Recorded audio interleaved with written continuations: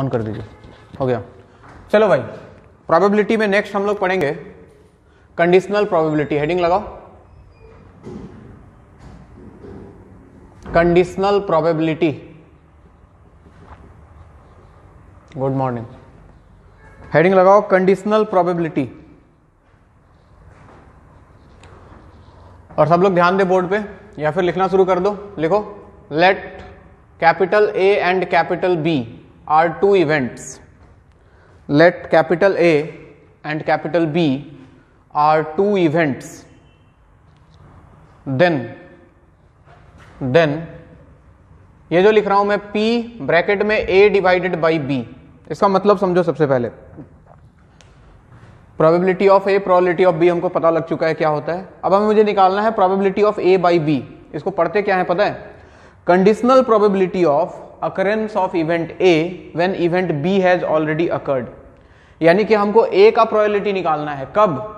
जब B already हो चुका है। तो this is known as conditional probability of occurrence of event A when event B has already occurred. बात समझ में आ रहा है? लिखो इसमें P ब्रैकेट में A by B denotes the conditional probability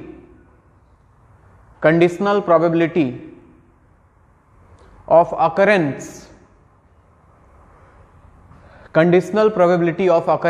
of event A, conditional probability of occurrence of event A when event B has already occurred, when event B has already occurred. Conditional probability of occurrence of event A when event B has already occurred, and its value is given by probability of A by B। देखो लिखना कैसे है, जो denominator में जो हो चुका है उसका प्रोबेबिलिटी नीचे, तो नीचे आ जाएगा प्रोबेबिलिटी ऑफ B और ऊपर आ जाएगा इनका इंटरसेक्शन का प्रोबेबिलिटी, यानी कि probability of A intersection B। A intersection B याद है? A इंटरसेक्शन B के बारे में बताया था। ये कौन सा इवेंट है? जब दोनों एक साथ होता है, A और B जब दोनों एक साथ साइमल्टेनियसली हो, उस इवेंट को डिनोट करता है। तो probability of occurrence of both the events A and B simultaneously divided by probability of B। ठीक, सिमिलरली अगर तुमसे कोई पूछता है probability of B by A, क्या मतलब समझोगे इसका? जो भी डिनोमिनेटर में है वो हो चुका है, ठीक है, फिर मुझे B के होने का प्रोबेबिलिटी निकालना है। अभी एग्जांपल दूंगा, ज्यादा बढ़िया समझ में आएगा। इसमें लिख लो, denotes the probability of occurrence of event B when event A has already occurred. Probability of B by A denotes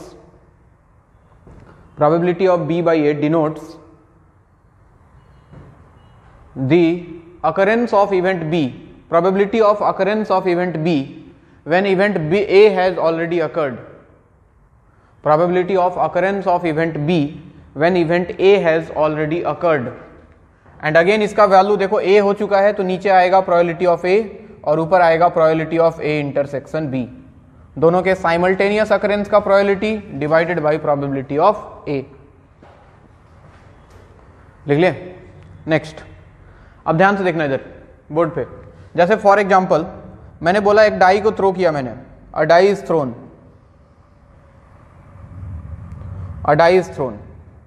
एक डाई को थ्रो किया तो सैंपल स्पेस हमें पता है क्या बनेगा, 1 2 3 4 5 6।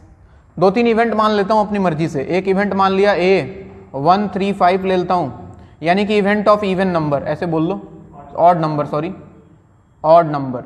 और एक इवेंट B मान लेता हूं मैं, जिसके अंदर मैं ले लेता हूं 5 6। This is event of number greater than 4।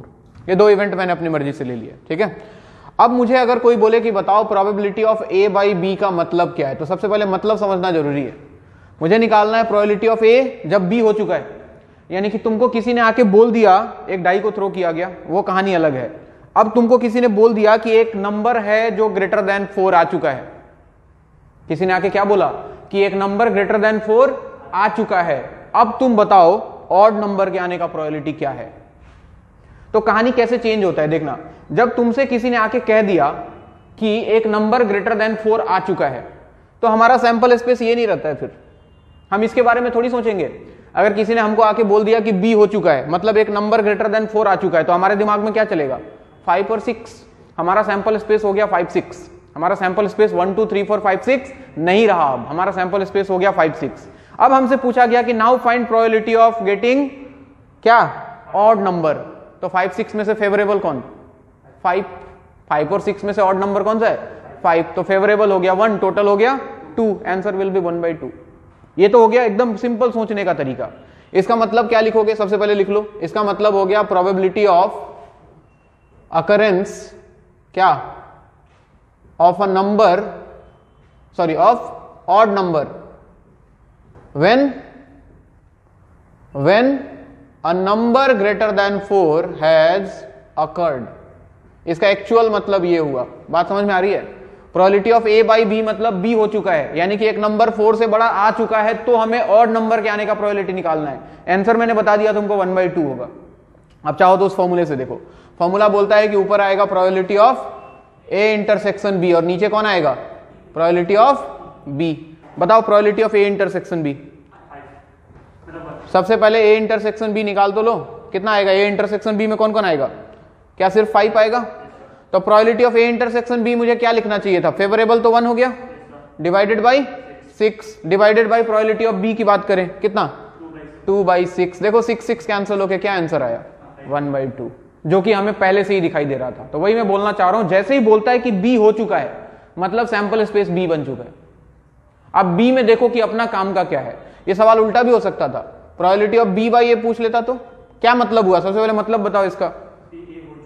Probability of a number greater than 4 कब, when an odd number has occurred, odd number has occurred. इसका आंसर खुद से सोच के बताओ पहले तो। a हो चुका है, a हो चुका है तो सैंपल स्पेस में कितना एलिमेंट 3। अब उसमें से हमको क्या चाहिए, अ नंबर ग्रेटर देन 4, 1 3 5 में से कौन है 1, यानी कि 5, एक फेवरेबल केस, टोटल कितना 3, आंसर 1/3। फॉर्मूले से देखना चाहो तो नीचे इस बार कौन आएगा प्रोबेबिलिटी ऑफ a और ऊपर फिर से कौन probability of a intersection b। Probability of a intersection b तो दिख ही रहा था सर 1/6 होगा, और नीचे देखा जाए तो a का प्रोबेबिलिटी कितना 3/6, कितना आंसर 1/3 इज द आंसर। बात समझ में आ रही है, अरे सही लिखा है ना, सही लिखा है, नोट करो।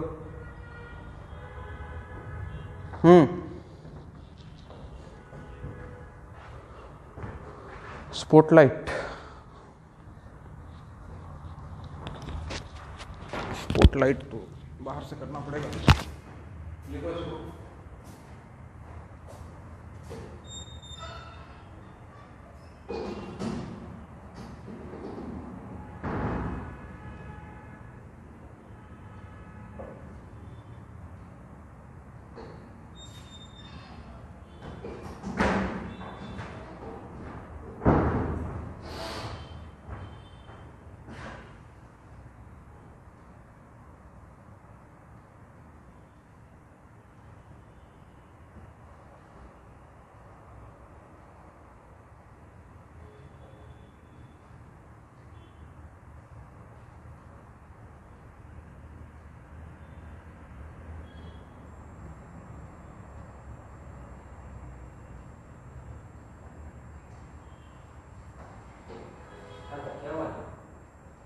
स्पॉटलाइट क्या होगा, ठीक है, क्या होगा स्पॉटलाइट।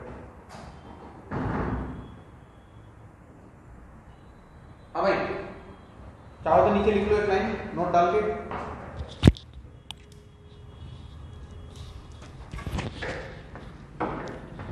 लिखो नीचे नोट डाल के, इन P probability of A by B, ये वाला symbol, in P A by B, B works as sample space, B works as sample space and A intersection B works as an event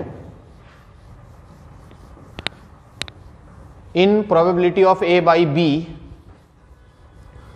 B works as sample space, B works as sample space while A intersection B works as an event, A intersection B works as an event।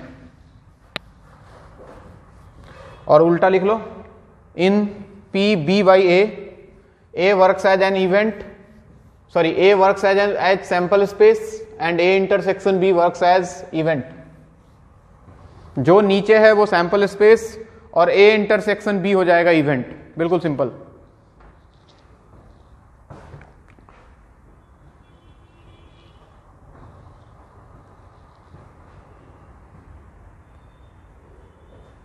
हो गया. इसी से जो अगला theorem निकल के आता है जिसका नाम है मल्टीप्लिकेशन थ्योरम. मल्टीप्लिकेशन थ्योरम कल जो हमने पढ़ा था, sorry last class, addition theorem था. This is multiplication theorem. उसमें हम A यूनियन B का प्रोबेबिलिटी निकालते थे, PA plus PB minus PA intersection B. यहाँ पे PA इंटरसेक्शन B निकालना है. मल्टीप्लिकेशन थ्योरम मतलब A और B के साथ होने का प्रोबेबिलिटी फाइंड करना है. ठीक है, लिखो. Let A and B are two events. Let A and B are two events, then the probability of occurrence of both the events A and B simultaneously.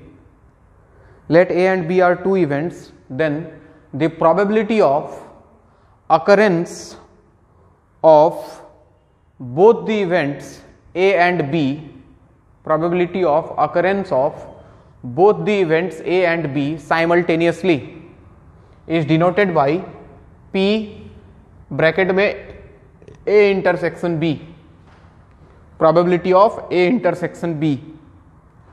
इसका वैल्यू क्या लिखेंगे देखो, मैं उससे देखो कंडीशनल प्रोबेबिलिटी से देखो. अगर मैं इसको लिखूं probability of B into probability of A by B तो कोई दिक्कत, वहीं से निकाला है फॉर्मूला मैंने. ठीक है ना.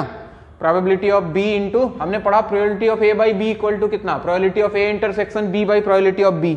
इसको उधर भेज दिया तो इसका वैल्यू निकल के आ गया बच्चों, probability of B into probability of A by B. ऐसा भी लिख सकते थे हम, कोई जरूरी नहीं है कि यही लिखें. अगर तुम पहले प्रोबेबिलिटी ऑफ A लिखते हो तो यहाँ पे A नीचे आ जाएगा into probability of B by A. बात समझ आ रही है. अब इसमें एक खास बात क्या है, अगर A और B इंडिपेंडेंट इवेंट हुआ, if A and B are independent events. Independent events याद है, लिखाया था लास्ट क्लास. क्या था मतलब, दोनों का इंटरसेक्शन 5 हो जाएगा. दे वो म्यूचुअली एक्सक्लूसिव था. वो इंटरसेक्शन ही तो निकाल रहे हैं हम, वो म्यूचुअली एक्सक्लूसिव था. हाँ, एक का प्रोबेबिलिटी होने ना होने के दूसरे पे कोई फर्क ना डाले, कोई इफेक्ट ना डाले, उनको हम लोग इंडिपेंडेंट इवेंट्स बोलते हैं. यानी कि एक दूसरे से किसी को कोई मतलब नहीं है. आप दिमाग में सोच के देखो, अगर A और B इंडिपेंडेंट इवेंट्स है तो probability of A by B, इसका मतलब सोचो, probability of A by B का मतलब क्या था, probability of occurrence of A when B has occurred. A के होने का प्रोबेबिलिटी जब B हो चुका है. अब A और B इंडिपेंडेंट है अगर, तो B हुआ है कि नहीं हुआ, इससे A को कोई फर्क पड़ेगा, कोई फर्क पड़ेगा क्या? क्या मैं इसका वैल्यू सीधा प्रोबेबिलिटी ऑफ A लिख सकता हूं? सिमिलरली अगर कहीं पे लिखा हुआ है probability of B by A, probability of B when A has occurred, जब इंडिपेंडेंट है तो A हुआ ना हुआ उससे कोई फर्क नहीं पड़ेगा. तो इसका वैल्यू सिंपली किसके बराबर होगा, प्रोबेबिलिटी ऑफ B के. और उस कंडीशन में देखो तो प्रोबेबिलिटी ऑफ जो A इंटरसेक्शन B मिलता है वो किसके बराबर मिलता है, simply probability of A into probability of B. कब, जब A और B क्या हो, इंडिपेंडेंट इवेंट्स हो. बात समझ आ रही है? अच्छा एक और चीज, एक मिनट और सुनो. इसी में A और B इंडिपेंडेंट है, इसमें ये पहला पॉइंट कर देता हूं, इसी का दूसरा पॉइंट. A और B अभी भी इंडिपेंडेंट चल रहा है. क्या मैं probability of A union B को लिख सकता हूं 1 minus probability of A union B complement, लिख सकते हैं. और डिमॉर्गन्स लॉ याद करो, क्या मैं इसको लिख सकता हूं 1 minus probability of A dash intersection B dash, last class लिख के दिया था डिमॉर्गन्स लॉ. अब सोचो A और B अगर इंडिपेंडेंट है तो मैंने बताया था A डैश और B डैश भी इंडिपेंडेंट होगा. अरे होगा कि नहीं होगा, A dash B dash are also independent, होगा कि नहीं होगा. और अगर A डैश और B डैश भी इंडिपेंडेंट है तो क्या मैं इसको लिख सकता था 1 माइनस, इसको क्या लिख सकता था, probability of A dash into probability of B dash. तो this is value of probability of A union B when A and B are independent events.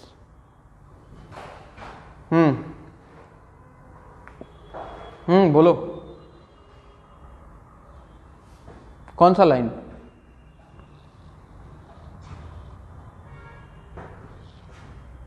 ये गधा कहीं का, complementation rule, probability of A equal to 1 minus probability of A dash, ये नहीं पढ़ाया था? P A plus P A dash equal to 1, वही तो है रे गधा। पी, ये पूरा ए मान ले तो P A plus P A dash. तो रिवाइज करके क्यों नहीं आता है क्लास में? पीटूंगा किसी दिन बढ़िया से, तुझे बता रहा हूं मैं, बार बार बोलता हूं क्लास में रिवाइज करके आया कर पुराना चीज। ऐसा सिली सिली डाउट पूछता है, एक बार पढ़ लेता कॉपी में तो ये सब डाउट आएगा।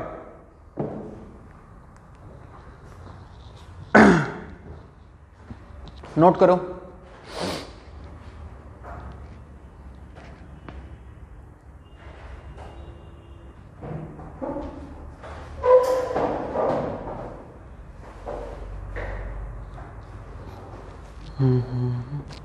तो प्रोबेबिलिटी, मेरे हाथ में कुछ नहीं है बच्चे, तुम राकेश सर से बात करो। राकेश सर अगर एडजस्ट कर देंगे शेड्यूल तो मैं कर दूंगा, मुझे कोई दिक्कत नहीं है, ठीक। और तुम राकेश सर से बात करो, फिर उनको एक क्लास शेड्यूल करने के लिए उन्हीं को सारा रूटीन बनाना पड़ता है ना, बाकी क्लासेस का भी। तो तुम सर से ही बात करो, मुझे कोई दिक्कत नहीं है। तुम रात को बोलोगे 12 बजे तब भी पढ़ा दूंगा मैं।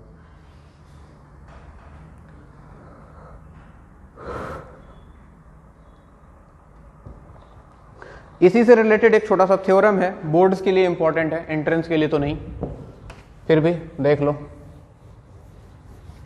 टोटल प्रोबेबिलिटी थ्योरम, बोर्ड में कभी कभी इसका प्रूफ पूछा जा सकता है। नहीं, एंट्रेंस में इसका जरूरत नहीं है।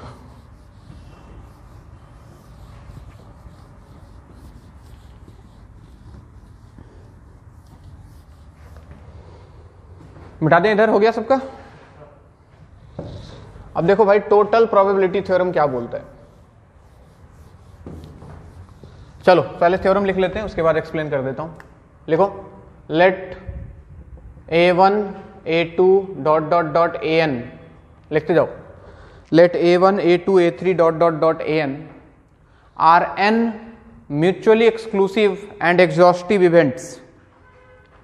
Let a1 a2 a3 dot dot dot an are n mutually exclusive and exhaustive events. Mutually exclusive मतलब इंटरसेक्शन फाई है, मतलब इनके बीच में आपस में कुछ भी कॉमन नहीं है। और एग्जॉस्टिव मतलब इनमें से एक हर बार होगा। एग्जॉस्टिव का मतलब क्या था? हेड और टेल में से कोई एक हमेशा आएगा ही, मतलब इनमें से कोई ना कोई एक इवेंट हर बार होगा, ठीक। Let a1 a2 a3 dot dot dot an are n mutually exclusive and exhaustive events, and capital A be an event, capital A be an event which occurs in conjugation with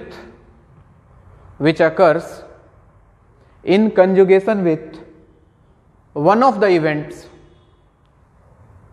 which occurs in conjugation with one of the events a1, a2, a3 dot dot dot an occurs in conjugation with a1, a2, a3 dot dot dot an। यानी कि a कोई event है जो इनमें से किसी एक के साथ हो रहा है, मतलब एक साथ हो रहा है। देन तो ये थ्योरम क्या बोलता है बच्चों? ये थ्योरम बोलता है कि प्रोबेबिलिटी ऑफ a जो होगा that is equal to probability of a1 into probability of a by a1 plus probability of a2 into probability of a when a2 has occurred।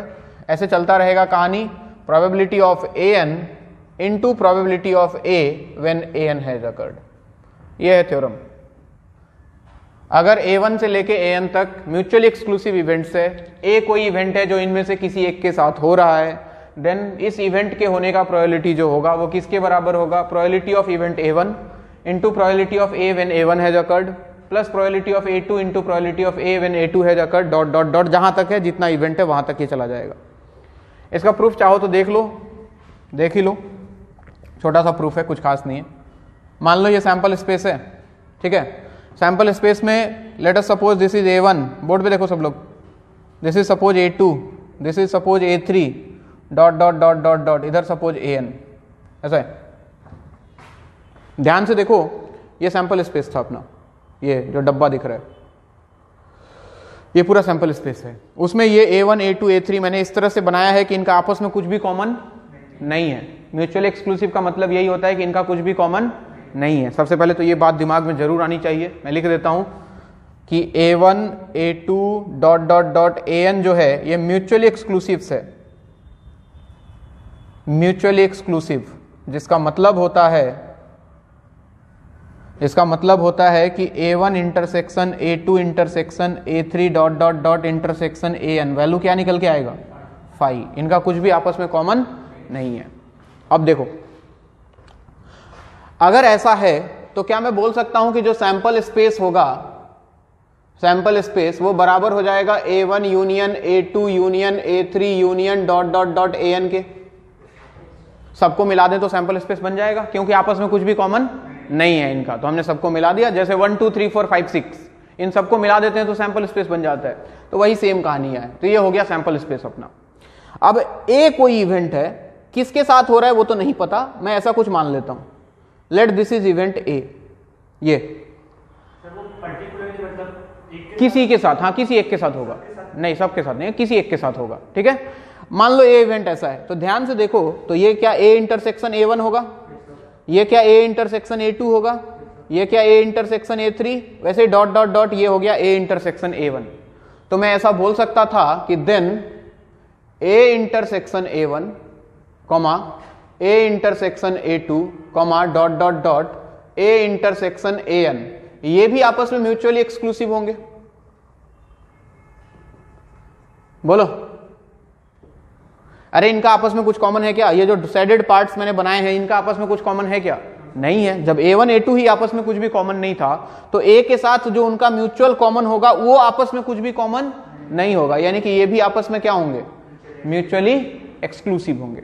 अब ध्यान से देखना, नाउ मैंने क्या लिखा, क्या इवेंट A को मैं लिख सकता था A intersection sample space. A जो है, A और सैंपल स्पेस का इंटरसेक्शन लिख तो A ही तो मिलेगा, अरे मिलेगा ना। A क्या है, सैंपल स्पेस का ही तो पार्ट है। तो A को लिख सकता हूं A इंटरसेक्शन S, यानी कि A equal to A intersection, sample space का वैल्यू डाल रहा हूं मैं। सैंपल स्पेस का वैल्यू कितना है, A1 union A2 union dot dot dot union AN, ठीक। यानी कि A इक्वल टू, मैंने इसको लिखा अलग अलग कर दिया, तो लिख सकता था A intersection A1 union A intersection A2 union dot dot dot A intersection AN। अब मुझे प्रोबेबिलिटी ऑफ A निकालना है, बोथ साइड प्रोबेबिलिटी लगा दिया। Probability of A is equal to probability of क्या, A intersection A1 union A intersection A2 union dot dot dot union A intersection, एक minute और board पे। अब देखो probability of A equal to, याद करो, अगर ये सब आपस में म्यूचुअली एक्सक्लूसिव है, दिख रहा है, अगर A और B म्यूचुअली एक्सक्लूसिव होता था तो probability of A union B equal to PA plus PB, ये भी तो आपस में म्यूचुअली एक्सक्लूसिव है सारा, और बीच में यूनियन लगा है। तो क्या मैं ऐसा लिख सकता था, probability of A intersection A1 plus probability of A intersection A2 plus dot dot dot probability of A intersection AN। अब लगा रहा हूं कंडीशनल प्रोबेबिलिटी, ध्यान देना। क्या probability of A intersection A1 को मैं लिख सकता हूं probability of A1 into probability of A by A1, they multiplication theorem. Similarly इसको नहीं लिख सकता, probability of A2 into probability of A by A2 plus dot dot dot dot dot, ये आ गया तुम्हारा कहानी। हालांकि इस थ्योरम का कोई जरूरत नहीं है, सवाल तो सारे दिमाग से होंगे, थ्योरम से सवाल। हाँ, प्रोबेबिलिटी ऑफ A का टोटल प्रोबेबिलिटी क्या है इस सिचुएशन में, इसका कोई जरूरत नहीं है सवाल करने में, कहीं यूज नहीं करेंगे, टेंशन मत लो, ठीक है। अगर बोर्ड देना नहीं है तो इसको लिखने का भी जरूरत नहीं है, खाली ये फॉर्मूला लिखने से हो जाएगा, तुम्हारी मर्जी है, लेकिन लिख लो, फ्यूचर में कभी काम आ सकता है, नोट करो। लिख लो सब लोग लिख लो, बेस थ्योरम में फिर यही चीज रिपीट होगा, उससे बढ़िया यहीं पे लिख लो।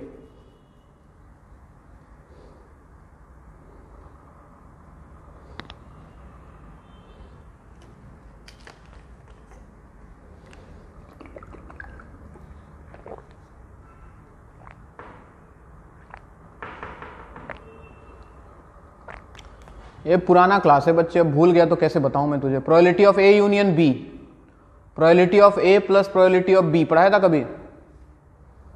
ये कब होता था, ये कब होता था बोल?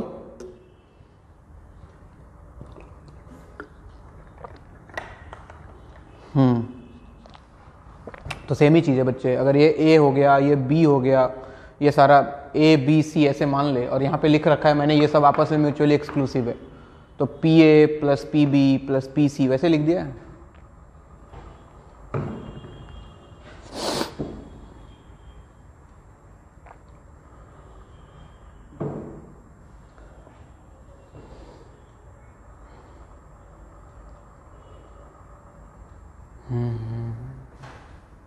लिख लो प्रूफ लिख लो, बेस थ्योरम में वापस काम आएगा ये। इसके बाद एक लाइन और ऐड कर देंगे तो यही बेस थ्योरम बन जाता है।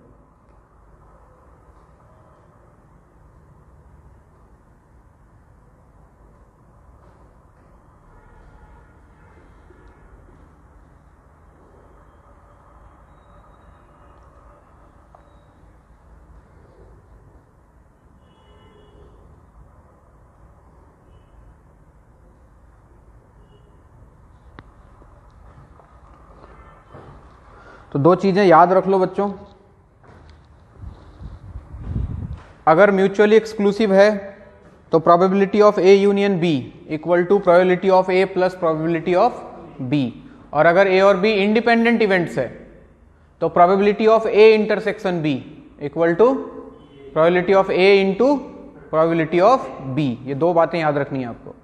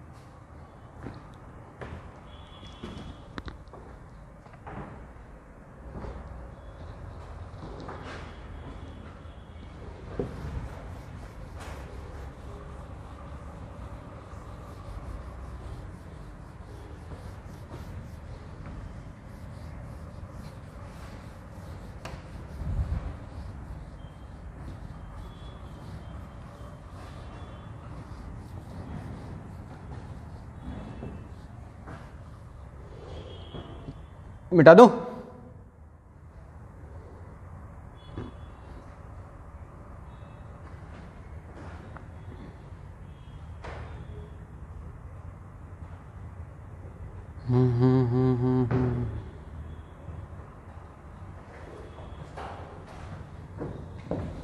अब देखो सवाल करते हैं। फिर से बोल रहा हूं, दो बातें हमेशा दिमाग में रहनी चाहिए, A and B mutually exclusive, P A union B equal to P A plus P B, A and B independent, P A intersection B equal to P A into P B. ठीक है ना? कभी proof करने के लिए सवाल आ जाए कि प्रूफ करो ए और बी इंडिपेंडेंट है, तो यही प्रूफ करना होता है कि प्रूफ कर दो कि probability of A intersection B जो है वो probability of A into probability of B के बराबर है। जैसे क्वेश्चन लिखो, so that when two dice are thrown together, so that when two dice are thrown together, then the event of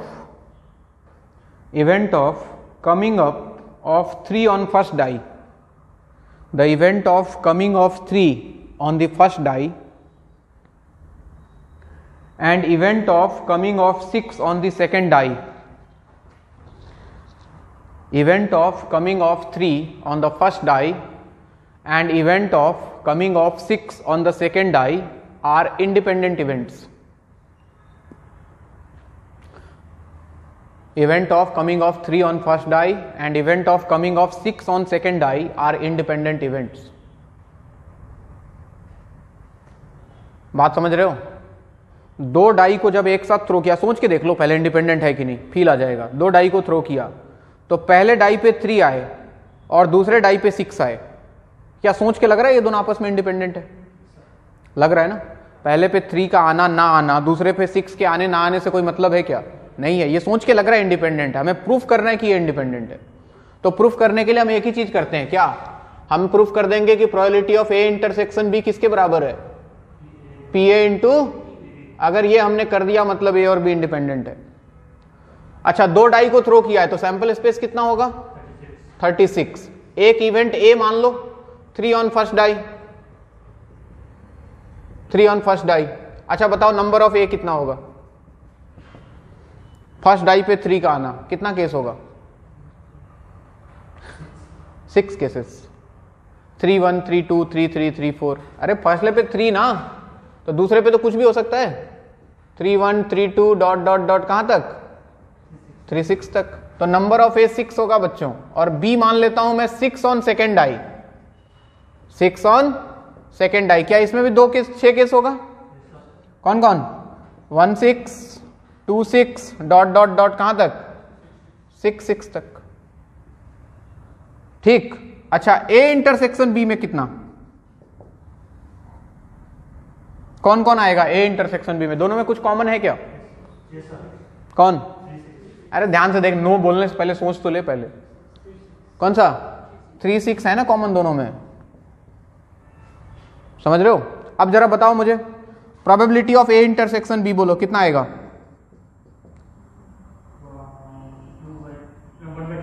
1/36। Probability of ए बोलो 6/36, और प्रोबेबिलिटी ऑफ बी बोलो 6 by, जरा देखो तो probability of A into probability of B, क्या 1/36 होता है? क्या ये इसके बराबर है? Proved. Hence A and B are independent events.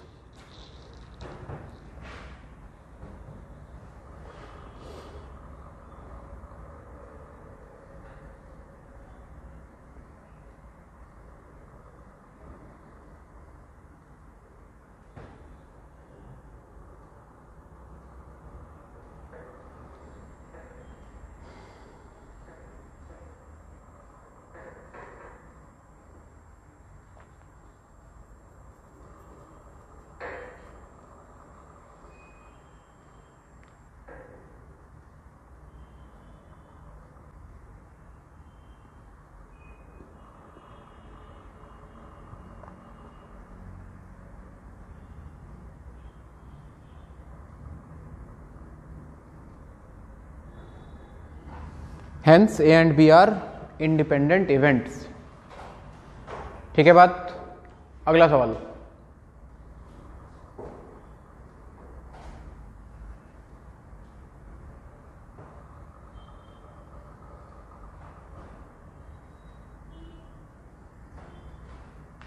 बोलूं? लिखो। A bag contains 4 white and 2 black balls। A bag contains 4 white and 2 black balls. 4 white and 2 black balls. Full stop. Another bag contains, इसको bag A कर लेना, bag A contains this, another bag B contains 3 white and 5 black balls, 3 white and 5 black balls. Bag A contains 4 white 2 black and bag B contains 3 white and 5 black balls. हो गया? Full stop. One ball is drawn from each of the bag at random. One ball is drawn from each of the bag at random find the probability that, find the probability, हाँ तो वही तो बोल रहा हूं, one ball is drawn from each of the bag at random, then find the probability that, first part, line change, first part, both are white, second part, both are black,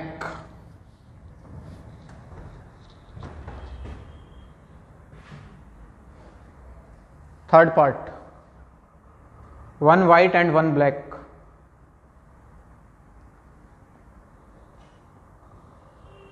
अब देखो सब लोग बोर्ड पे ध्यान दो, बोला कि ये दो बैग है, यहां से एक बॉल निकाला आंख बंद करके, यहां से एक बॉल निकाला आंख बंद करके, आपको बताना है कि दोनों व्हाइट है, उसका प्रोबेबिलिटी क्या है, दोनों ब्लैक है, उसका प्रोबेबिलिटी क्या है, एक ब्लैक है एक व्हाइट है, इसका प्रोबेबिलिटी क्या है। इस सवाल को मैं एक लाइन में कर सकता हूं, एक लाइन में, ठीक है, थोड़ी देर में करूंगा, वही करेंगे भी हम लोग। मैं आपको एक्चुअली दिखाता हूं बोर्ड में अगर सवाल आए तो एक्चुअली कैसे करते हैं सवाल को, ठीक है ना, इवेंट मान के कैसे करना है। तो यहां से एक बॉल निकाला है और यहां से भी एक बॉल निकाला है, तो सबसे पहले दो इवेंट मान लो अपनी मर्जी से। एक इवेंट मान लो कि व्हाइट बॉल, कुछ भी मान लो, व्हाइट या ब्लैक तुम्हारी मर्जी है, व्हाइट बॉल फ्रॉम बैग ए, ठीक है, और बी को नाम दे देता हूं मैं white ball from bag B, ठीक है। अब ये खुद से सोचने वाली बात है कि ए जो है अगर व्हाइट बॉल फ्रॉम बैग ए है तो ए डैश क्या होगा, ब्लैक बॉल फ्रॉम बैग ए। समझ में आ रहा है, यहां से अगर व्हाइट नहीं निकलेगा तो क्या निकलेगा, ब्लैक निकलेगा, तो इसका कॉम्प्लीमेंट हो गया ये कि black ball from bag A, और बी डैश क्या हो गया, black ball from bag B. बात समझ आई यहां तक। पहले पार्ट में आ जाओ, क्वेश्चन का पहला पार्ट, बोथ आर व्हाइट, मतलब कौन कौन सा इवेंट चाहिए मुझे, ए और बी दोनों एक साथ होना चाहिए, तो अकॉर्डिंग टू रूल मुझे लिखना है probability of A intersection B, मुझे ये फाइंड करना है। अब सोच के देखो दिमाग में, जब भी ए इंटरसेक्शन बी आए तो सबसे पहले सोचना क्या है, क्या ये दोनों इंडिपेंडेंट है, दो बैग एक एक बॉल निकाला, दोनों व्हाइट हो, क्या ये दोनों आपस में इंडिपेंडेंट इवेंट है, क्या दिमाग में ऐसा सोच के लग रहा है, ऑब्वियसली लग रहा है, दोनों अलग अलग बैग है, बॉल निकाल रहे हैं, क्या फर्क पड़ता है इसको ये व्हाइट आ रहा है कि ब्लैक आ रहा है, समझ रहे हो, क्या दोनों इंडिपेंडेंट है। अगर इंडिपेंडेंट है तो क्या मैं इसको लिख सकता हूं P A into P B, क्या ऐसा लिख सकते हैं, ब्रैकेट में लिख देना, because A and B are independent, ठीक है। अच्छा अब बताओ पी ए, अब बहुत सिंपल कहानी, पी ए, यहां से एक व्हाइट बॉल निकालने का प्रोबेबिलिटी, ये हम जानते हैं, बोलो यहां से एक व्हाइट बॉल निकालने का प्रोबेबिलिटी 4/6, या फिर ज्यादा अच्छा है कि 4c1 डिवाइडेड बाई 6c1, ठीक है, या फिर 4/6 लिखो, एक ही बात है, मल्टीप्लाइड बाई, यहां से एक व्हाइट बॉल निकालने का probability 3c1 divided by 8c1, ये तुम्हारा आंसर है, 4/6 इंटू 3/8। बात समझ में आ रही है। और सुनो, मुझे निकालना है प्रोबेबिलिटी ऑफ, अच्छा दोनों ब्लैक मतलब ए डैश और, यानी कि ए डैश इंटरसेक्शन बी डैश। बताओ यहां से एक ब्लैक, यहां से एक ब्लैक, यहां से ब्लैक निकालने का प्रोबेबिलिटी 2c1 बाई 6c1, और यहां से ब्लैक निकालने का probability 5c1 by, this is your answer. और बोलो सबसे इंपॉर्टेंट, मुझे एक व्हाइट चाहिए और एक ब्लैक चाहिए, यानी कि मुझे लिखना है प्रोबेबिलिटी ऑफ क्या, ए और बी डैश। अगर यहां से व्हाइट निकला तो यहां से क्या निकलना चाहिए, ब्लैक। अरे बात समझ में आ रही है, यानी कि ए के साथ कौन होना चाहिए, बी डैश, यानी कि ए इंटरसेक्शन बी डैश। क्या और भी कुछ हो सकता था, यस, क्या बी के साथ ए डैश हो जाए तब भी काम हो जाएगा, दिस और दिस, तो बीच में क्या यूनियन लगाऊं, दोनों में से कोई एक चाहिए ना, तो क्या लगाऊं बीच में, यूनियन, कौन कौन, बी इंटरसेक्शन ए डैश। अब इसका प्रोबेबिलिटी निकालना है, या तो ये या तो ये। अच्छा अब फिर सोच के देखो, क्या ये और ये म्यूचुअली एक्सक्लूसिव है, जब बीच में यूनियन आए तो क्या सोचना है, म्यूचुअली एक्सक्लूसिव है कि नहीं। म्यूचुअली एक्सक्लूसिव मतलब ये होगा तो ये नहीं होगा। सोचो यहां से व्हाइट निकल गया, यहां से ब्लैक निकल गया, तो क्या मैं दोबारा निकालने जाऊंगा? नहीं जाऊंगा। या फिर यहां से ब्लैक निकल गया, यहां से व्हाइट निकल गया, क्या दोबारा निकालने जाऊंगा? क्या दोनों में से कोई एक हो जाए तो दूसरा होगा? पहले ये बोलो, दोनों में से कोई एक हो जाए तो दूसरा होगा? अरे गधे, नहीं होगा। इन दोनों में से कोई एक हो गया तो दूसरा नहीं होगा। तो क्या ये दोनों आपस में म्यूचुअली एक्सक्लूसिव है? और अगर ये दोनों म्यूचुअली एक्सक्लूसिव है तो क्या मैं इसको लिख सकता हूं probability of A intersection B dash plus probability of B intersection A dash. अब फिर सोचो, क्या ए और बी डैश इंडिपेंडेंट है? यहां से व्हाइट निकलना, वहां से ब्लैक निकलना, ऑब्वियसली इंडिपेंडेंट है। तो क्या मैं इसको लिख सकता हूं probability of A into probability of B dash plus same यहां पे इसको लिख सकता हूं probability of B into probability of A dash. अब बताओ, बोलते जाओ। ए, यहां से व्हाइट बॉल निकलने का प्रोबेबिलिटी क्या 2/6 इंटू वहां से ब्लैक बॉल निकलने का probability B dash B dash B dash, मतलब black ball from back B. बोलो ना, सॉरी व्हाइट बॉल था ना 4/6। अब ठीक है, वहां से ब्लैक बॉल 5/8 प्लस यहां से ब्लैक 2/6, वहां से व्हाइट। ये तुम्हारा आंसर है। कितना कुछ सोचना पड़ा, छोटे से सवाल में कितना कुछ सोचना पड़ा, हालांकि इन सब में किसी चीज की जरूरत नहीं थी। आंसर देखोगे, चलो ये देखो, ये बैग ए था, 4 व्हाइट 2 ब्लैक। एकदम पहले क्लास का रूल सिखाता हूं मैं तुमको, multiplication addition rule. 3 white 5 black, board पे देखना सब लोग। यहां से एक बॉल निकालना है, यहां से एक बॉल निकालना है। आ जाओ पहले पार्ट पे, आंसर लिखता हूं मैं। उसने बोला दोनों से व्हाइट निकल जाए, क्वेश्चन यही था, दोनों से व्हाइट निकल जाए। बताओ, यहां से व्हाइट 4/6, यहां से व्हाइट 3/8। अब सोचो, क्या दोनों जरूरी है? पहला क्लास, क्या दोनों कंपलसरी है? अरे फंडामेंटल रूल, क्या दोनों कंपलसरी है? मल्टीप्लाई कर दो, आंसर। दूसरे पार्ट में उसने बोला कि दोनों से ब्लैक निकल जाए, यहां से ब्लैक 2/6, यहां से ब्लैक 5/8, क्या दोनों जरूरी है? Yes, multiply.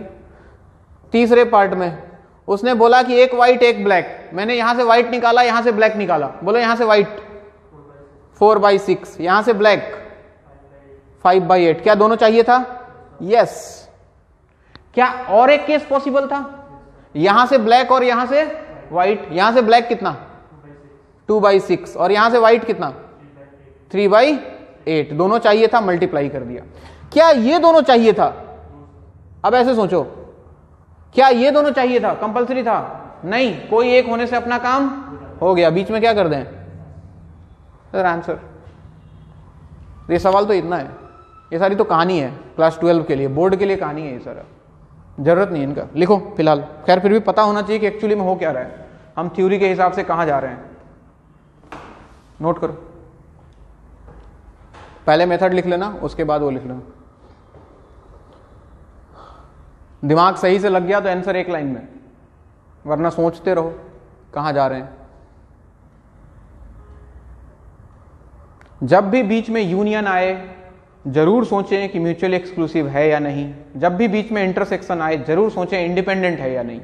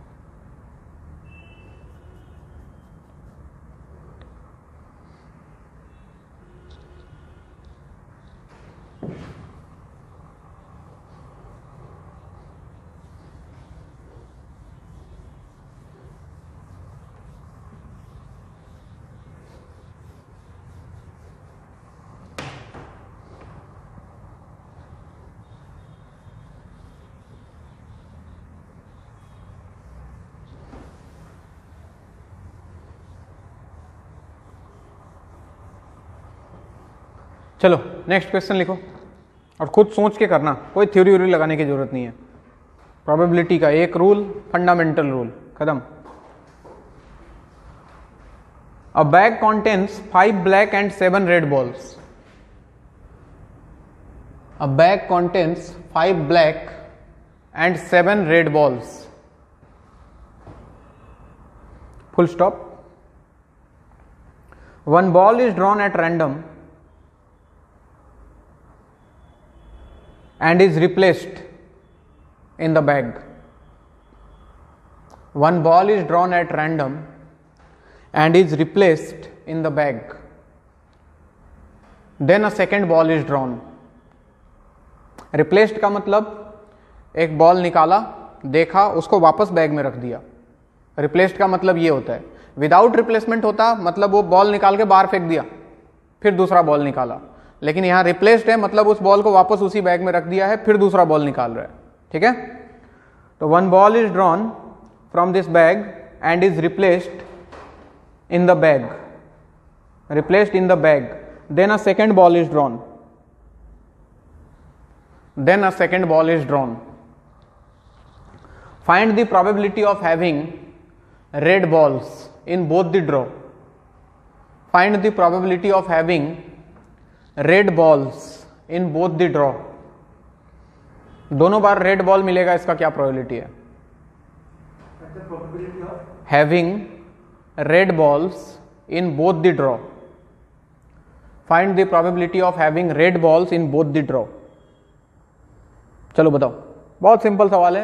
ये बैग है, एक बॉल निकाला, देखा, वापस रखा, फिर दूसरा बॉल निकाला। क्या प्रोबेबिलिटी है कि दोनों बार रेड निकला? एक ही बैग है।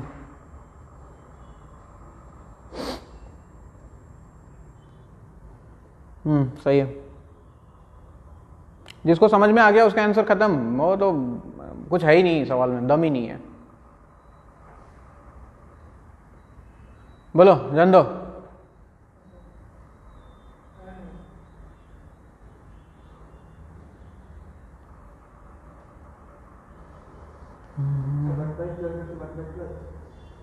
सेवन बाई 12 इंटू,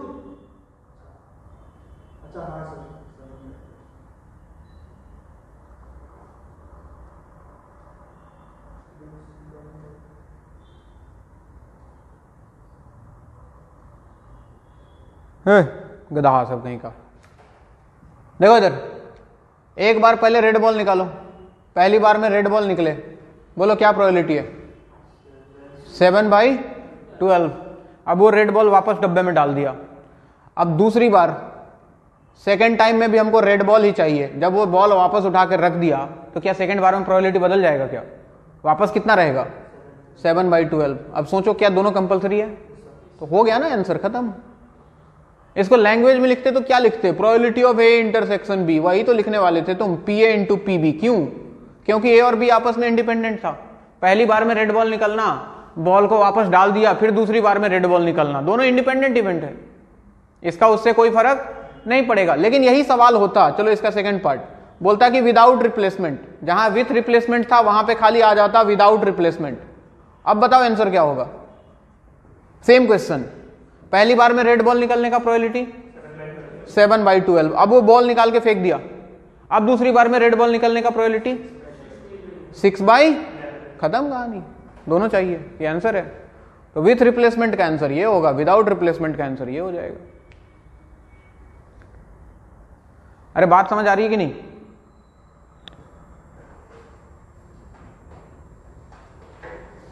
लिखो next. 3 students A, B and C appear in an examination of mathematics. 3 students A, B and C appear in an examination of mathematics. 3 students A, B and C appear in an examination of mathematics. Full stop. The probability of their success are 1/3, 1/4 and 1/5 respectively. The probability of their success, यानी कि probability of ए का success 1/3 है, B के success का probability 1/4 है and सी के success का probability 1/5 है. Probability of their success are 1/3, 1/4 and 1/5 respectively. Full stop. Find the probability of success of at least 2. Find the probability of success of at least 2. At least 2. कम से कम 2 को success मिलेगा, इसका probability क्या होगा? सब लोग बोर्ड पे ध्यान दें. ए बी सी 3 स्टूडेंट है, उनके पास होने का प्रोबेबिलिटी दे दिया है, मतलब सक्सेस का प्रोबेबिलिटी. तो क्या फेलियर का प्रोबेबिलिटी मैं निकाल सकता हूं? प्रोबेबिलिटी ऑफ ए डैश कितना होता है गधा? 1 - 1/3, 2/3. प्रोबेबिलिटी ऑफ बी डैश कितना होता? 3/4. और प्रोबेबिलिटी ऑफ सी डैश कितना होता? 4/. अब बोर्ड पे देखो सब लोग, मुझे निकालना है probability of success of at least 2, कम से कम 2 का सक्सेस. क्या क्या चांसेस है सोचते हैं. हो सकता है ए और बी सक्सेसफुल हो जाए और सी फेल हो जाए. ठीक है, बताओ. ए के सक्सेस होने का प्रोबेबिलिटी 1/3, बी के सक्सेस होने का प्रोबेबिलिटी 1/4 और सी के फेल होने का प्रोबेबिलिटी 4/5. क्या तीनों कंपलसरी है? यस. अगर 2 सक्सेस हुआ तो तीसरा फेल होगा, यानी कि तीनों का कुछ ना कुछ तो होगा ना, तो तीनों कंपलसरी है. एक केस ये पॉसिबल था, और क्या पॉसिबल था कुछ सोचो. अरे अभी तो ए और बी को सक्सेस कराया ना, ऐसा भी तो हो सकता है ए और सी सक्सेस हो जाए और बी फेल हो जाए.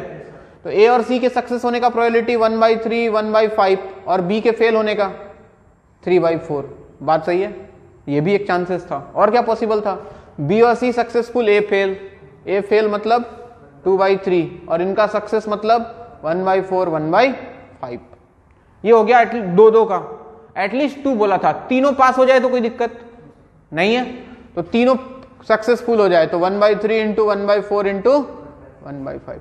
अब देखो ये 1 2 3 4 चारों केस कंपलसरी है क्या? नहीं है. कोई एक होने से अपना काम हो जाएगा. ये आपका आंसर है. क्या मेरी बात समझ में आ रही है? उल्टा सोचो. उल्टा अगर मैं इसी को ऐसे लिखूं और प्रोबेबिलिटी इक्वल टू 1 माइनस, उसने बोला कम से कम 2 का सक्सेस, कम से कम 2 का सक्सेस. तो 1 में से मैं जब एक सक्सेसफुल हुआ था उनको हटा दूं. ऐसे सोच के देखो. अच्छा चलो छोड़ो, 1 माइनस छोड़ो, हटाओ. उसने बोला एटलीस्ट 2 का सक्सेस. मैं बोलता हूं कि बताओ 1 का सक्सेस का कितना होगा कहानी. मान लो ए सक्सेसफुल हो गया 1/3 और बाकी दोनों फेल, तो 3/4 इंटू 4/5. और क्या पॉसिबल है? ए फेल 2/3, बी पास 1/4 और सी फेल कितना? 4/5. और क्या पॉसिबल है? ए और बी फेल और सी पास 2/3, 3/4 इंटू 1/5. और कुछ नहीं. ये क्या निकाला मैंने? Probability of 1 success. अगर 1 में से हटा दूं तो क्या यही आना चाहिए था लॉजिकली? उसने बोला था एटलीस्ट 2 सक्सेस, मैंने 1 - 1 सक्सेस कर दिया. दोनों का आंसर चेक करना, सेम आएगा. क्या मेरी बात समझ में आ रही है? नोट करें.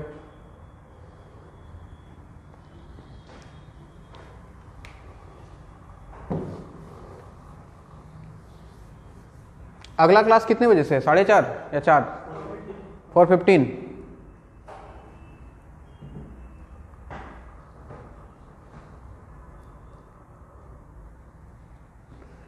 इसको लिखो और अगला सवाल सॉल्व होना चाहिए तुमसे. सोच के करना, अगर सोच पाए तो.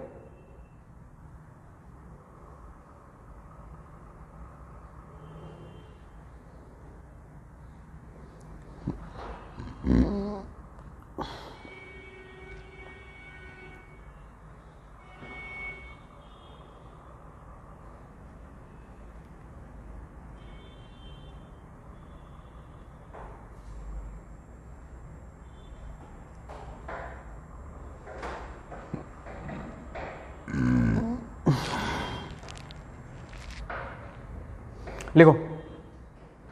A problem of mathematics is given to 3 students A, B and C.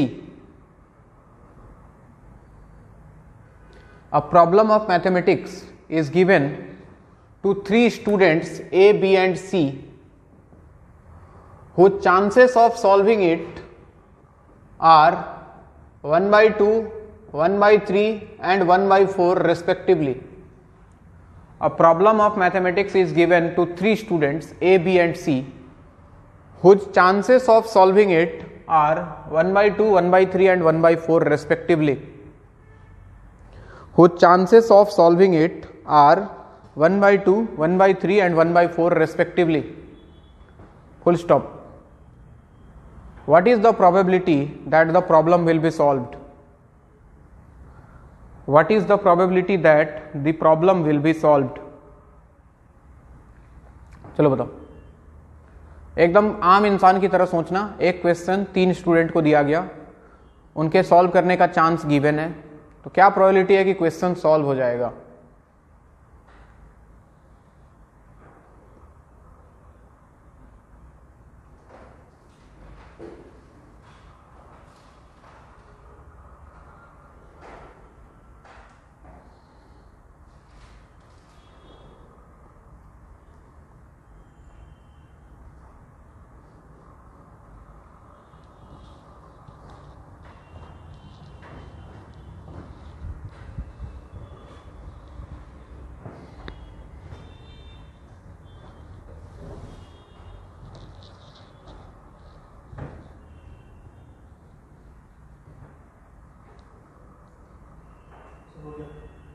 Answer बोल। तो 1/2 मतलब कोई एक भी सॉल्व कर लेगा तो हो जाएगा, तो इसलिए PA इनटू जो बाकी दोनों ने नहीं किया उन दोनों का मल्टीप्लाई। मतलब तूने सबसे पहले एक एक वाला केस लिया, एक मिनट रुक, सबसे पहले एक एक वाला, एक ने किया बाकी दोनों ने नहीं किया, फिर दूसरे ने किया बाकी दोनों ने नहीं किया, तो 3 केस यहाँ बना होगा। फिर तूने 2-2 वाला केस लिया होगा, 3 केस वहां बना होगा, और एक लिया होगा जब तीनों ने कर दिया, तो टोटल 7 केस बना। ठीक है, बढ़िया। और 3/4 होगा आंसर, सही है। अब सुनो इस सवाल को, एक तो ये तरीका है, सुन लो, प्रॉब्लम सॉल्व कब होगा? कोई एक कर दे, कोई 2 कर दे, कोई 3 कर दे, तो एक एक वाला केस 3 केस बनेगा, जैसे ये बना था, ठीक है। वैसे ही 2-2 वाला केस ये भी इसमें आएगा प्लस में, तो 3-3 6 और एक वो जब तीनों ने कर दिया, यानी कि टोटल 7 केस बनेंगे। 7 केस या तो लिखो या फिर उल्टा सोचो, अगर मैं तुमसे सवाल पूछता कि प्रॉब्लम कब सॉल्व नहीं होगा, उल्टा क्वेश्चन कब सॉल्व नहीं होगा? जब तीनों में से कोई भी ना कर पाए। इसके नहीं करने का प्रोबेबिलिटी 1/2, इसके नहीं करने का 2/3 और इसके नहीं करने का 3/4। ये हो गया प्रॉब्लम नहीं सॉल्व होने का प्रोबेबिलिटी। 1 में से सब्ट्रैक्ट कर दो, दिस इज आंसर। सॉल्व होने का प्रोबेबिलिटी तुम चेक करना, दोनों का आंसर सेम आएगा, 3/4।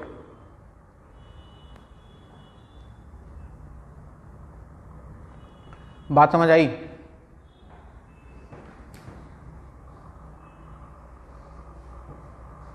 नेक्स्ट, एक गेम वाला सवाल आता है, बहुत इंपॉर्टेंट क्वेश्चन है ये, बोर्ड के लिए भी एंट्रेंस के लिए भी। बोर्ड में 6 नंबर का सवाल पूछता है इससे। लिखो, A and B, capital A capital B, A and B throw alternatively a pair of dice. A and B throw alternatively a pair of dice. 2 इंसान है, A और B, एक गेम खेल रहा है, एक डाई का पेयर है, पेयर ऑफ डाइस, एक थ्रो कर रहा है, पहले A फिर B, फिर A फिर B, ऐसा है।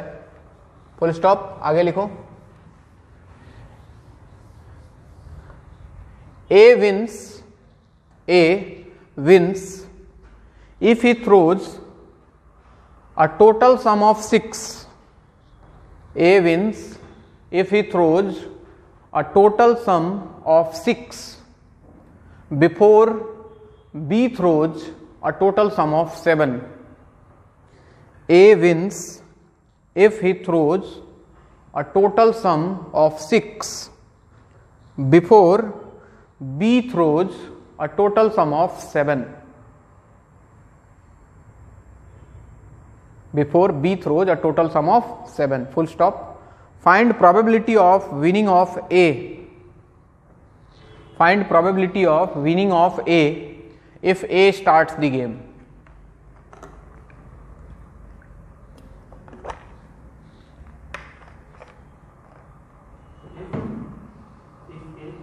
If A starts the game.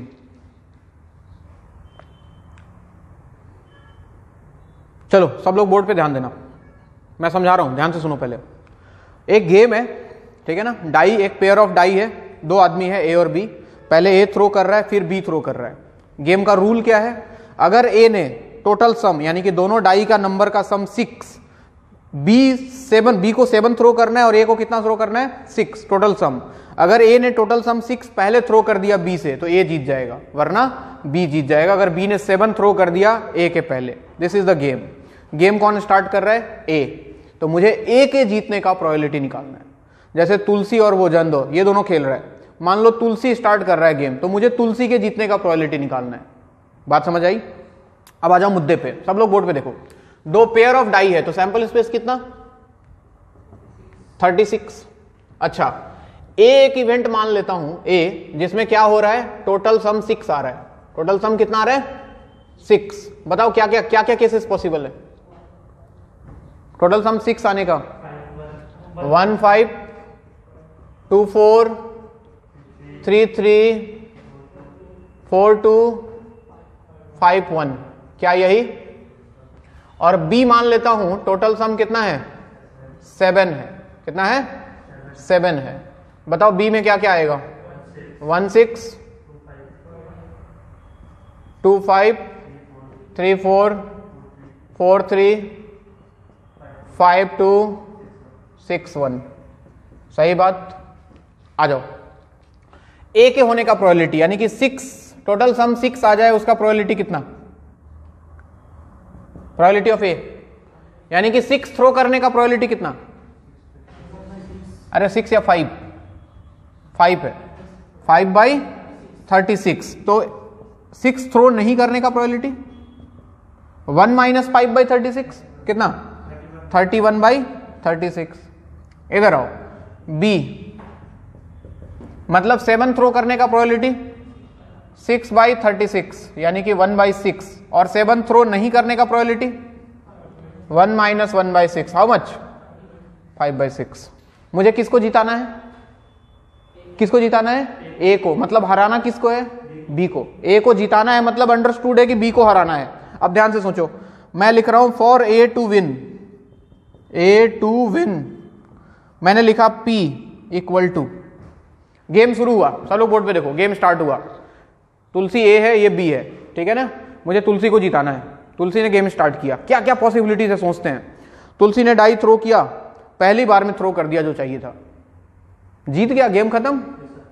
अरे है कि नहीं? हो सकता है, नहीं हो सकता है? पहली बार में उसने टोटल सम 6 थ्रो कर दिया, गेम खत्म हो गया। तो पहली बार में ही थ्रो कर देने का प्रोबेबिलिटी कितना? 5/30, गेम खत्म। उसके पास गया ही नहीं गेम। एक तो ये चांसेस था, और क्या पॉसिबिलिटीज था? और सोचो, तुलसी ने गेम स्टार्ट किया, वो थ्रो नहीं कर पाया। थ्रो नहीं कर पाया मतलब 31/36। फिर गेम गया उसके पास, बी के पास। उसको तो हराना है मुझे, उसको जीतने नहीं देना है, यानी कि वो तो थ्रो नहीं करेगा, और वो थ्रो नहीं करेगा मतलब 5/6। फिर गेम गया उसके पास और उसने इस बार थ्रो कर दिया जो उसको चाहिए था, यानी कि कितना? 5/36। तो देखो मल्टीप्लाई करना होगा, क्योंकि तीनों होगा तभी तो ये जीतेगा, ठीक है? या तो ये केस पॉसिबल था, पहली बार में गेम खत्म, या तो तीसरी बार में गेम खत्म, यानी कि दोनों में से कोई एक ही तो चाहिए, कंपलसरी थोड़ी है सारा। या तो ये या तो ये। क्या और भी बहुत कुछ हो सकता है? यस सर, बिल्कुल हो सकता है। मान लो पहली बार में ए ने थ्रो नहीं किया, फिर बी के पास गया, बी ने भी थ्रो नहीं किया, फिर ए के पास गया, ए ने भी थ्रो नहीं किया, फिर बी के पास गया और उसने थ्रो कर दिया। कितना? ये देखो, ए ने थ्रो नहीं किया, सोच लो, बी ने भी थ्रो नहीं किया, फिर ए ने थ्रो नहीं किया, फिर बी ने भी थ्रो नहीं किया, है ना? और फिर जब ए के पास गया तो उसने थ्रो कर दिया। और क्या ऐसे कहानी चलता रहेगा? इनफाइनाइट टर्म्स आएंगे इसमें, चलता रहेगा क्या? कहां तक जाएगा ये? इन्फिनिटी तक जाएगा। ध्यान से सीरीज को पहचानो, इसको तुम जानते हो, ये इनफाइनाइट जीपी सीरीज है। इनफाइनाइट जीपी सीरीज नाम सुने हो? क्या होता है? सम A/1 - R।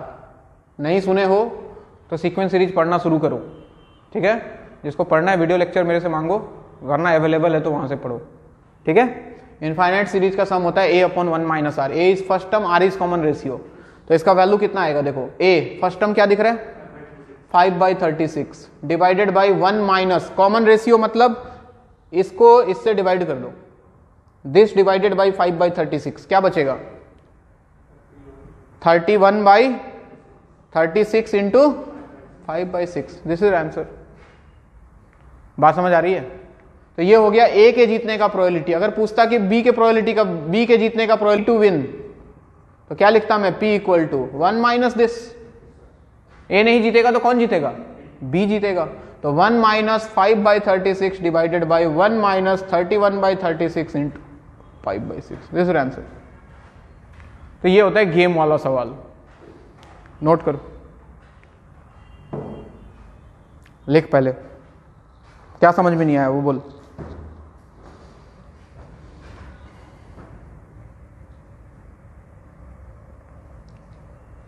लिख पहले, लिख। मैंने जो बोला कुछ समझ में नहीं आया।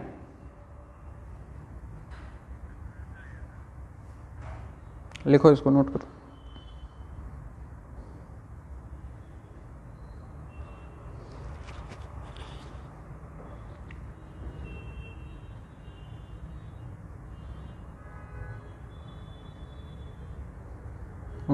एक तारीख को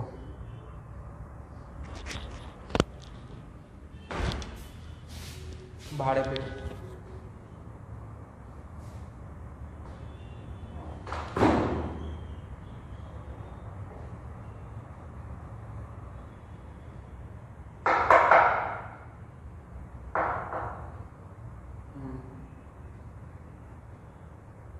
नहीं, गांधी मंदिर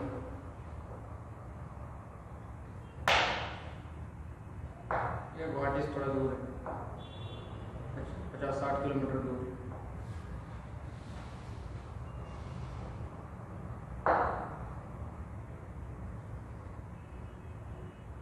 लेवल अब चुपचाप।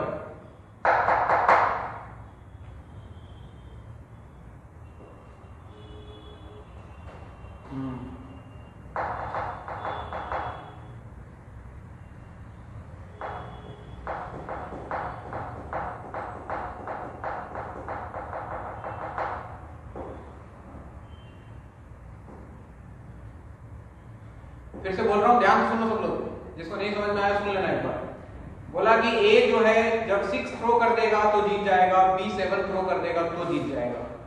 तो 6 थ्रो करने का प्रोबेबिलिटी हमने निकाल लिया 5/36, 6 थ्रो नहीं करने का प्रोबेबिलिटी निकाल लिया 31/36, 7 थ्रो करने का प्रोबेबिलिटी निकाल लिया 1/6 और 7 थ्रो नहीं करने का प्रोबेबिलिटी निकाल लिया 5/6। ठीक है भाई। अब गेम जो है ए स्टार्ट कर रहा है और ए को ही जीतना है। जैसे तू सोच ले, तू और तेरा भाई दो आदमी गेम खेल रहा है, तुझे जीतना है, तो क्या क्या चांसेस है? चांसेस है कि तू पहली बार में जीत जाए, पहली बार में तू थ्रो कर दे, तो पहली बार में जीतने का प्रोबेबिलिटी 5/36 यहाँ पे लिखा हुआ है। गेम खत्म हो गया।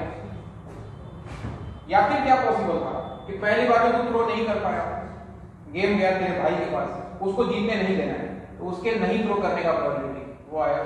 फिर तेरे पास जब चांस आया तो तूने थ्रो कर दिया तो जीत गया। और क्या चांसेस था? तू नहीं जीत पाया, वो भी नहीं जीत पाया, फिर तू नहीं जीत पाया, फिर वो नहीं जीत पाया, फिर जब तुमको मौका मिला तो तुम जीत गया। ऐसे कहानी चलता रहेगा, इनफाइनाइट कॉन्सेप्ट। बात समझ आ रही है? तो अगला सवाल एक और तुम करके दिखाओगे। लिखो।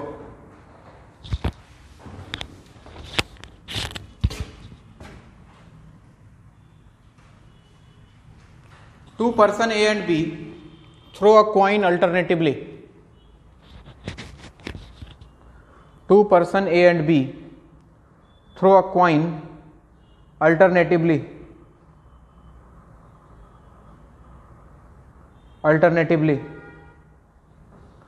Till one of them gets ahead and wins the game. Two persons A and B throw a coin या फिर toss a coin alternatively till one of them gets ahead and wins the game. जिसका पहले head आया वो game जीत जाएगा। Full stop. Find the probability of winning of A if A starts the game. Find the probability of winning of A if A starts the game. चलो बताओ।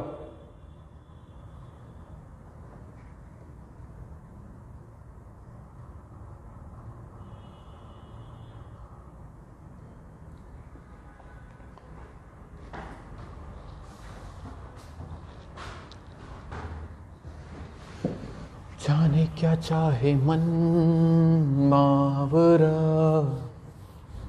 अखियन मेरे सावन चला अखियन मेरे।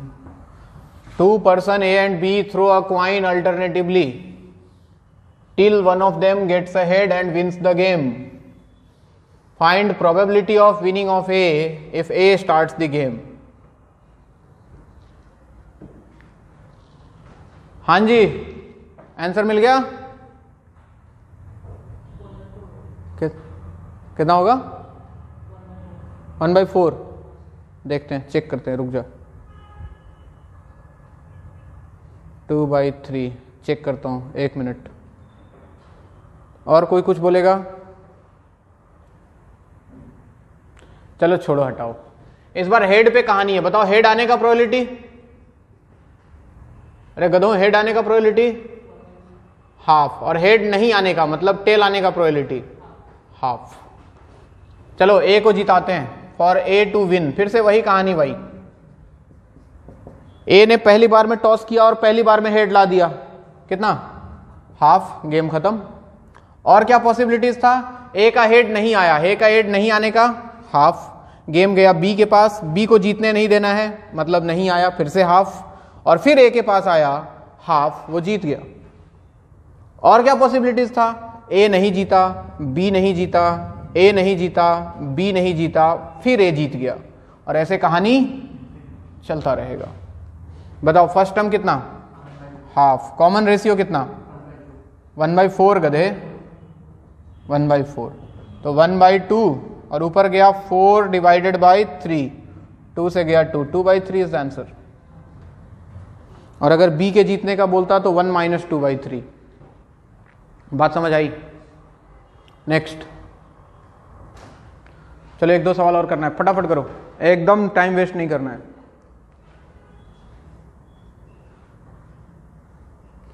A bag contains 5 white and 8 red balls.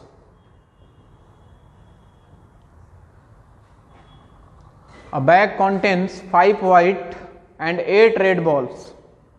Full stop.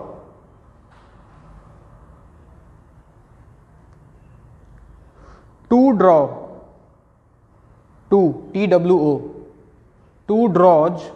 of 3 balls each. Two draws of 3 balls each are made one by one without replacement. 2 draws of 3 balls each are made one by one without replacement. Full stop. मतलब समझ गए ना? 2 बार 3 ball निकाला जा रहा है। 3 ball निकाला, फेंक दिया, विदाउट रिप्लेसमेंट है, फेंक दिया, फिर 3 बॉल निकाला। लिखो आगे, what is the probability that first draw gives 3 white ball and second draw gives 3 red balls? What is the probability that first draw gives 3 white balls and second draw gives 3 red balls? What is the probability that first draw gives 3 white balls and second draw gives 3 red balls? चलो बताओ। एक line का सवाल, एक line में answer. पहली बार में 3 white ball निकले और दूसरी बार में 3 रेड बॉल निकले।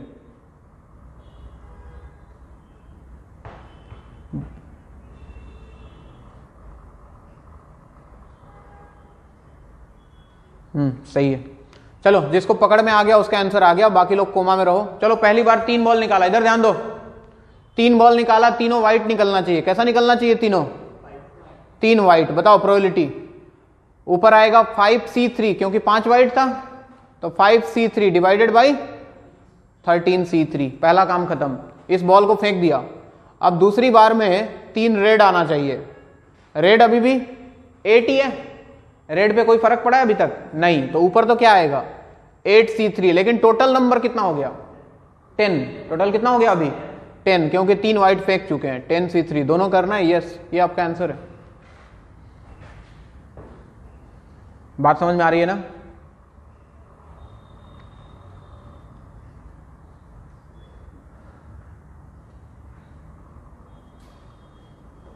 Next, bag X contains 3 white and 2 black balls. Bag X contains 3 white and 2 black balls. 3 white and 2 black balls. And bag Y contains 2 white, 4 black. Bag X contains 3 white and 2 black balls. Bag Y contains 2 white, 4 black balls.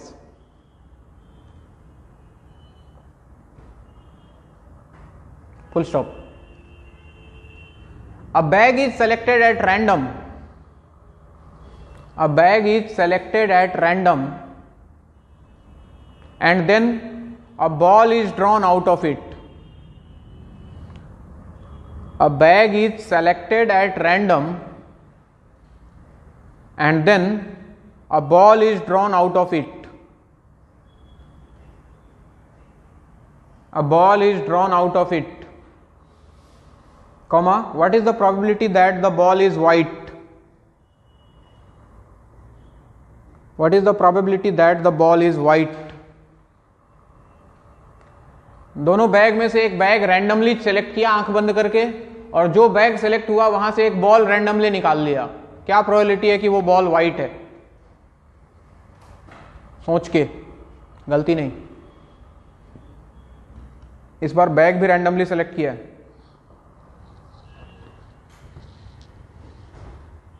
कोई एक bag, उस bag में से कोई एक ball, क्या probability है कि वो बॉल व्हाइट है?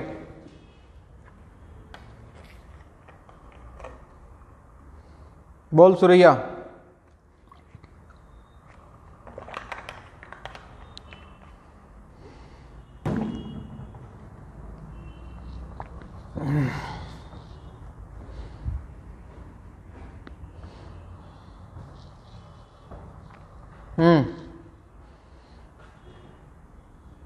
गलत।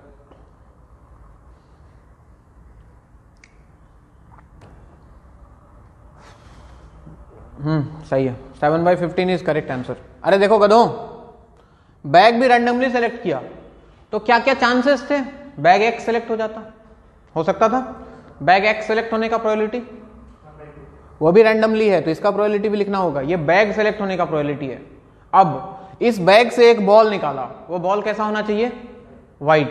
बताओ यहां से एक व्हाइट बॉल निकलने का प्रोबेबिलिटी 3/5, दोनों करना है, यस। बैग भी सेलेक्ट करना है, बॉल भी निकालना है। और एक केस पॉसिबल था, और मतलब प्लस हो सकता था बैग वाई सेलेक्ट हो जाए, ये भी चांसेस था। यानी कि वाई सेलेक्ट होने का प्रोबेबिलिटी भी कितना? हाफ। और वहां से व्हाइट बॉल निकलने का प्रोबेबिलिटी 2/6। क्या दोनों कंपलसरी था? नहीं, कोई एक ही करना था अपने को, प्लस कर दिया बीच में। तो गलती कैसे हो गया?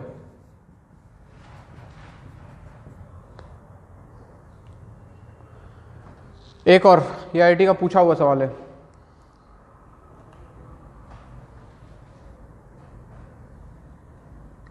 Bag A contains 5 white and 4 black balls. 5 white, 4 black. And bag B contains 5 white, 4 black. Bag B contains 7 white, 9 black. 7 white, 9 black. Bag A contains 5 white and 4 black balls, and bag B contains 7 white, 9 black balls. Full stop. A ball is transferred from bag A to bag B randomly. A ball is transferred from bag A to bag B randomly, and then a ball is drawn from bag B. A ball is transferred from bag A to bag B randomly, and then a ball is drawn from bag B.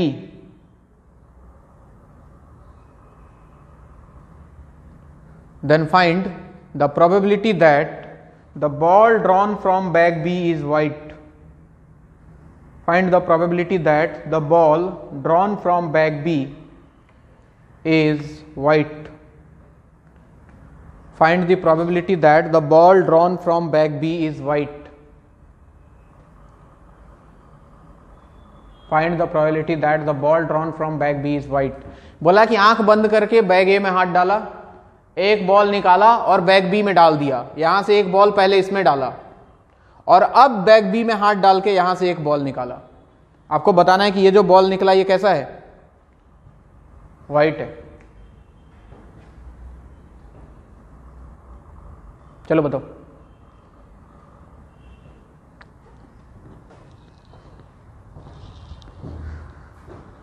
गुलों में रंग भरे, हाँ answer बोल रहा है तुम सीधा। इसका आंसर आएगा, गलत है, 15/17 तो नहीं है।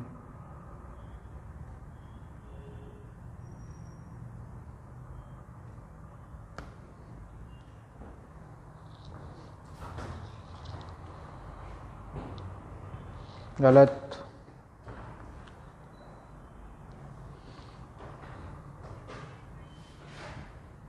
सिक्सटी एट बाई 603 नहीं।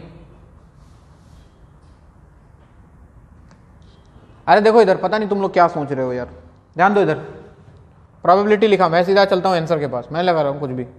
यहां से एक बॉल आंख बंद करके निकाला है, तो यहां से कौन सा बॉल निकलेगा? कुछ भी निकल सकता है, कुछ भी निकल सकता है। मान लेते हैं कि क्या निकला? व्हाइट। क्या निकला? व्हाइट। बताओ यहां से व्हाइट निकलने का प्रोबेबिलिटी 5/, अरे बोलो ना, 9। अब ये व्हाइट बॉल उठा के इसमें डाल दिया, ठीक। यहां पे व्हाइट बॉल कितने हो गए? 8, और टोटल बॉल कितने हो गए? 17। अब यहां से एक व्हाइट बॉल निकालने का प्रोबेबिलिटी 8/17। क्या दोनों करना था? यस। और क्या पॉसिबिलिटीज था? सर ऐसा भी तो हो सकता था यहां से ब्लैक बॉल जाए, यहां से ब्लैक बॉल निकालने का प्रोबेबिलिटी 4/9। ये ब्लैक बॉल निकाल के इसमें डाल दिया। अब बताओ यहां से व्हाइट बॉल ही निकालना है, लेकिन यहां से व्हाइट बॉल निकालने का प्रोबेबिलिटी 7/17। व्हाइट बॉल पे कोई फर्क पड़ा नहीं, लेकिन टोटल बॉल एक बढ़ गया। ये आपका आंसर है, खत्म कहानी।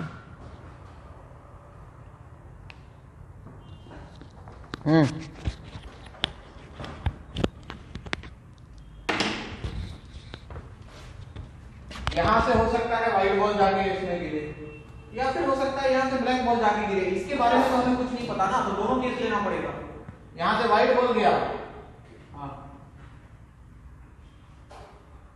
अरे तो पहला काम तो यही कर रहा है ना, ए से बॉल निकाल के इसमें डाल रहा है। तो सवाल पढ़ पहले ठीक से। पहला काम तो ये है कि यहां से एक बॉल उठा के यहां डालना है, फिर यहां से एक बॉल निकालना है। तो पहले यहां से जो बॉल इसमें गया वो व्हाइट भी हो सकता है, ब्लैक भी हो सकता है। तो एक बार मैंने यहां से व्हाइट इसमें डाल दिया, उसके बाद यहां से व्हाइट बॉल निकाला, और एक बार मैंने यहां से ब्लैक डाल दिया और फिर यहां से व्हाइट बॉल निकाला। बस इतना ही होगा ना। डायरेक्ट कर देना, एक बॉल को उधर उधर रख देना। हां चलिए, नेक्स्ट क्वेश्चन, बाय।